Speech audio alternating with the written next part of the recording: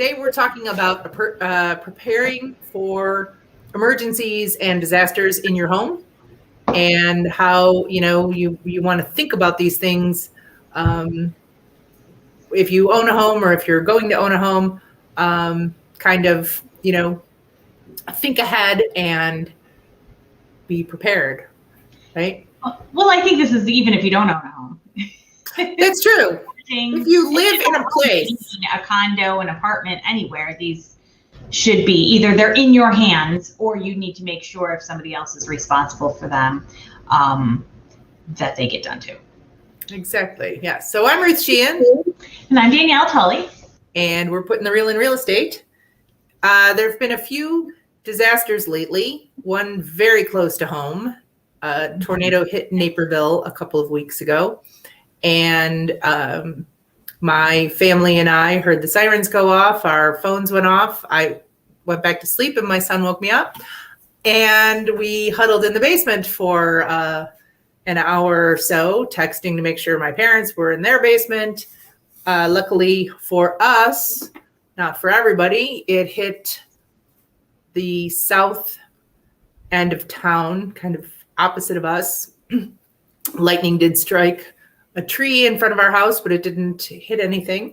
So when you have that super close call, you tend to take a little more stock than you do in your day-to-day life. And of course, there was also the horrible tragedy in Miami, and it got us thinking about a couple of things that we can recommend to people to do to keep themselves safe, and also to recover from if the worst happens.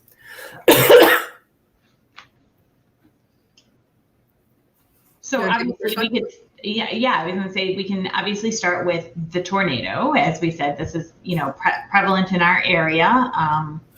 Usually not as rough in the more populated areas, but it can happen. It happened when I lived in Atlanta too. It hit the city of Atlanta. I remember that, right down the middle of that main street. That was terrifying. Yes. So you just never know when one's going to hit. And that's Atlanta. That's Georgia. Georgia's not even really supposed to get tornadoes. So it can really happen anywhere. So, and anyone who lives in tornado country knows that they come out of nowhere. You sometimes get a very short warning. So you need to know ahead of time what you're going to do. You really can't go, I don't know. What do you want to do? Where do you want to go? So you have to have this plan definitely ahead of time. Correct. So the first thing, and this is kind of universal, I think, for all of emergency preparedness, and it could be natural disasters. It could be something horrible like a break-in. But our first and main idea for everyone is to help you with your insurance. So it is to take video of the items in your home. Because it's going to be very overwhelming when you have, when you're in the thick of something that you weren't expecting, to kind of remember what you possessed, where they were, what might be missing, what is still there and salvageable. So just go by room and take a video and make sure you store it on a cloud. And you'll want to narrate that a little bit too. Correct. You'll want to say, that's the Picasso that we bought from Sotheby's for $15 million. You might want to also video the paperwork that went with that Picasso purchase at another time. But if you just go, like Danielle says, through your room, kind of start at 12 o'clock and go around the clock in each room, and you can make one video or separate videos depending on your storage ability and how big that video gets. And don't forget collectibles, jewelry, coins, whatever might have value. Precious moments. Beanie Babies. Baseball cards if your mom didn't throw them out like ours did. Exactly. That shoebox full. Just start going through all the Daryl strawberries from 1988. But so that would be a great place to start. And then, as you say, stored in the cloud. Yes, a cloud network, so not just on your computer, not just on your phone, because of course either of those could also be damaged at any time. So we want it somewhere on like a Dropbox or I don't know anything else. Other cloud, Microsoft has a cloud. Yeah, iCloud. Company has one. Make sure someone else has access to it. Someone who doesn't live in your home. I hate to, point out that if the disaster is bad enough, correct, it might need to be someone who doesn't live there. Yes. So, but also, so with tornadoes, right? You stay inside. That's a tip. Yeah. Make sure you stay inside. And, as you probably know, you're supposed to go to the lowest point. So as Ruth said, they went to the basement. I would luckily be able to go to my basement. But others don't have basements. They might only have crawl spaces or slabs. Or they're in, a condo or something that's elevated and they're not even on the bottom floor. So you need to find the lowest point you can go that has no windows. So often it might be a bathroom on the inner sides of the house. So search for that. And I don't know the company who makes it. I'm sure a Google search would be able to tell.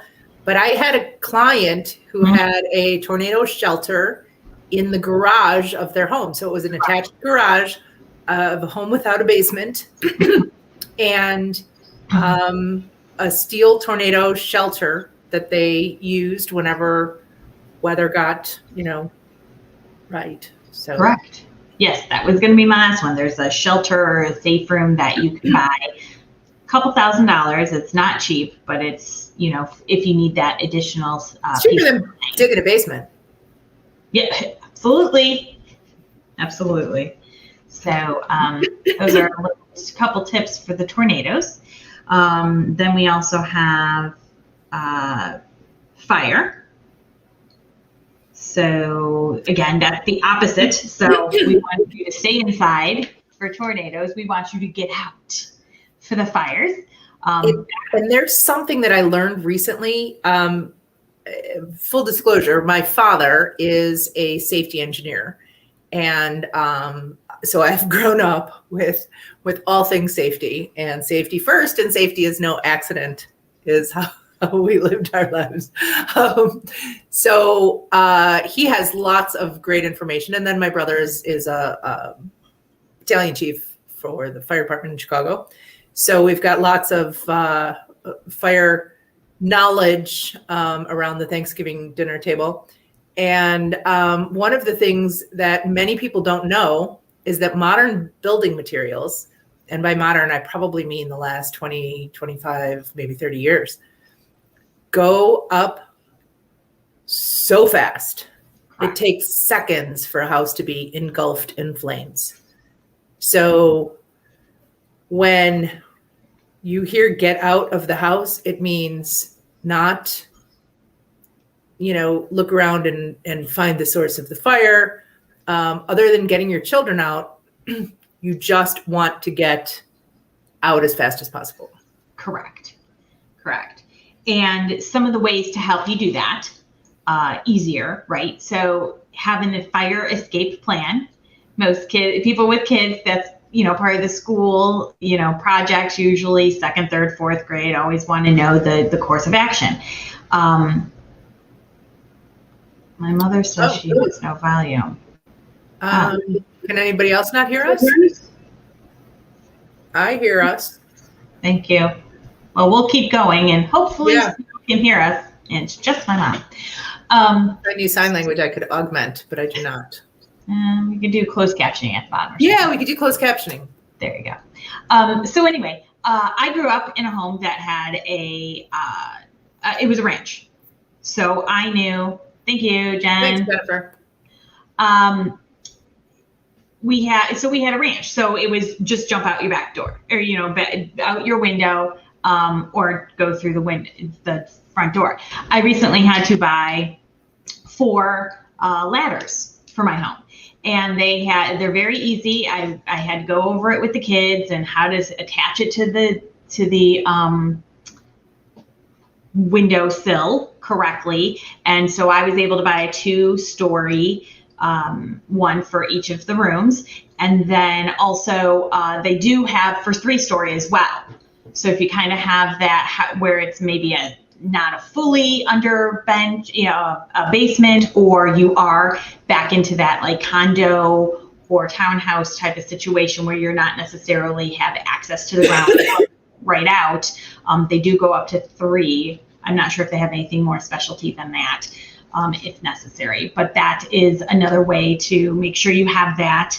I'm totally guilty of this, so I will admit this right now. Make sure your stairs are free of stuff. I tend to go, oops, this goes up the stairs, and I put it on my stairs, and theoretically each person is supposed to be grabbing their stuff. They don't, but I am trying to make a habit that at least at the end of every night before I go to bed to make sure that everything's finally up the stairs and clear, because if something were to happen in the middle of the night, we're trying to get down and out. We're not trying to fall on all of the things on the stairs that needed to be put away that weren't.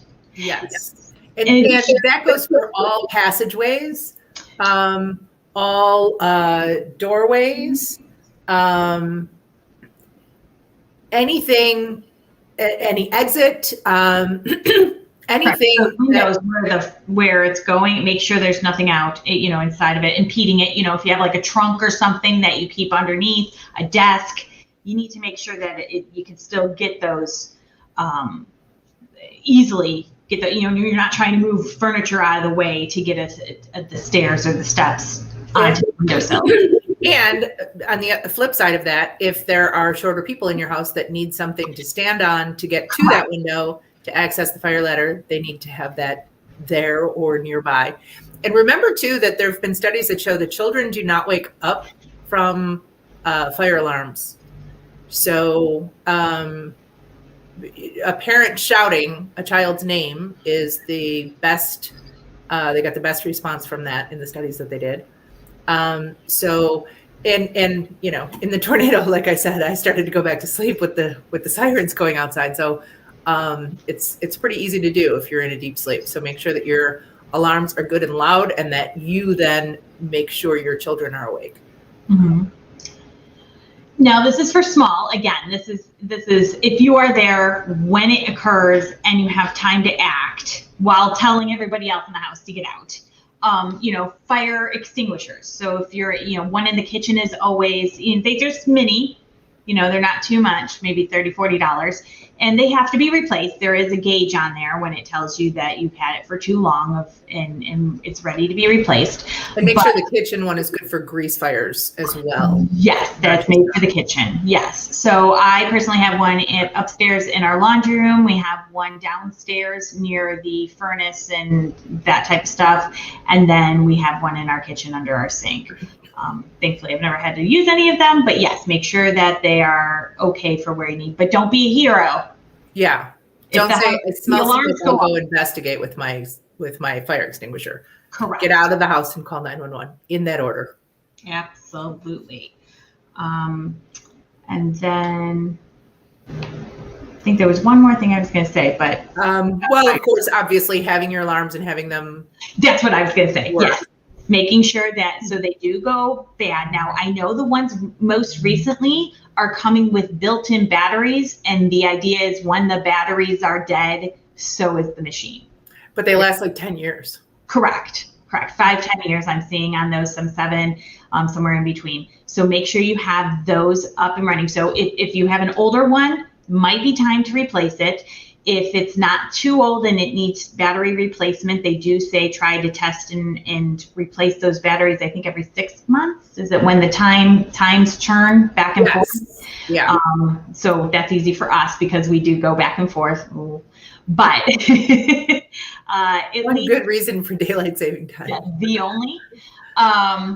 But yeah, so that would be a good indicator of when it's time to go. But yeah, I would definitely look into the newer ones where it kind of makes it a little bit more idiot proof and you don't have to think about it. It's also, it's great to have the combination smoke and CO because carbon monoxide is a colorless, tasteless, odorless gas. If it's in your home, you can go to sleep and just not wake up. So yes, great to have that detection system as well. Yes, they recommend to have them outside of the sleeping areas, so outside of the bedrooms. And we also have a combo one near back to the furnace and areas where it's more likely to have those start where the CO starts. So having ours right there. So that is advisable too. And then just in general, it's not necessarily related to any type of specific, but having a thorough first aid kit in your home is also really good for emergency preparedness. Replacing those items as you use them, which is where we usually... Yeah, you buy a kit, it has all you need in it, and then you use the bandages and the Neosporin type thing and the ones that you use the most. And the moleskin, except not my house, we go through that like crazy. But the things that you very, very rarely leave is what's there when you have an emergency. So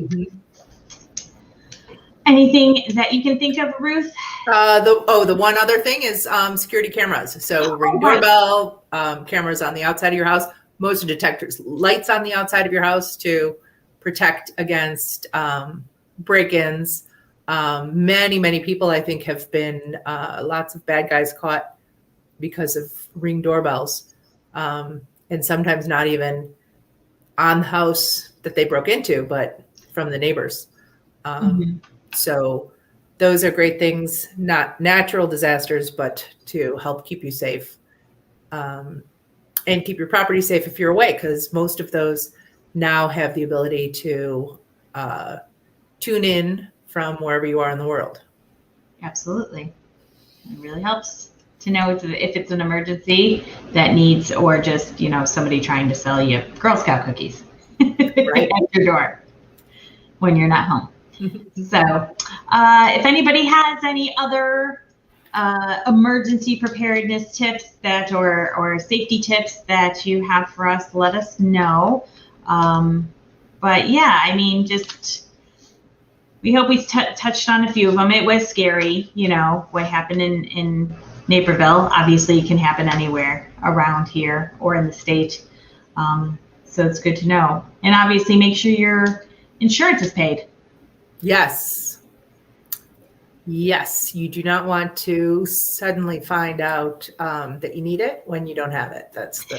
Yes, especially if you end up paying off your house, or especially now where we're seeing people who are being able to refinance for many last years, or have sold their house and been able to kind of pay cash because of the equity.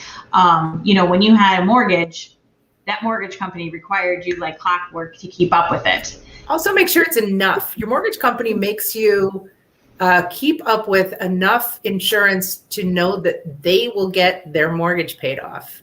They will be made whole. What happens if you have a house that you owe $200,000 on and it gets hit by a tornado and the mortgage company gets paid off? Right. You've got a hole in the ground that you own. So keeping those premiums low is a nice idea, but make sure that you're actually going to be able to have your house replaced or repaired. Right. If something terrible happens. And there's been plenty of times where I've looked at my bill, or I've looked at other people's bills because they have to get insurance when buying a home. And I go, oh, come on. Like my house is only worth it. Why would the rebuild numbers be this much? Well, right now, with the price of lumber, those rebuild numbers are going to be that. They are going to be sometimes, Right now, the original price of your home is going to be like 4 2x4s. So. Right. Yes, exactly. And that's not including the possessions in it. So back to, part of the reason you want to have some really good information about what's in your home with those videos that you can provide to your insurance agents. So yeah, and have a great agent, have somebody that you can talk to and trust. have And if you someone. don't, we do. Yes, exactly. We have people you can trust, and you want that person to be a trusted advisor who can help you through not just looking to get another sale or increase their portfolio. They should be having some good, thorough conversations about your needs. Absolutely. Absolutely. So, well, I hope everybody have a safe 4th of July. That's right. We Oh, we should talk want about to get first aid in safety. the house. Yes. Maybe we should have gotten that one, huh? How about don't do it? Yeah, the real danger I see right now is your neighbor's going to come home and pound your head in if you don't stop blowing off those stupid fireworks. So cut it out. So first aid kits, if you're doing like little sparklers and things like that, so the kids get burns. So have a safe and fun weekend. Yeah, go watch the professional fireworks. They're so much better anyway. Oh, of course. Absolutely. So, all right. All right. See you next week. See you next Friday.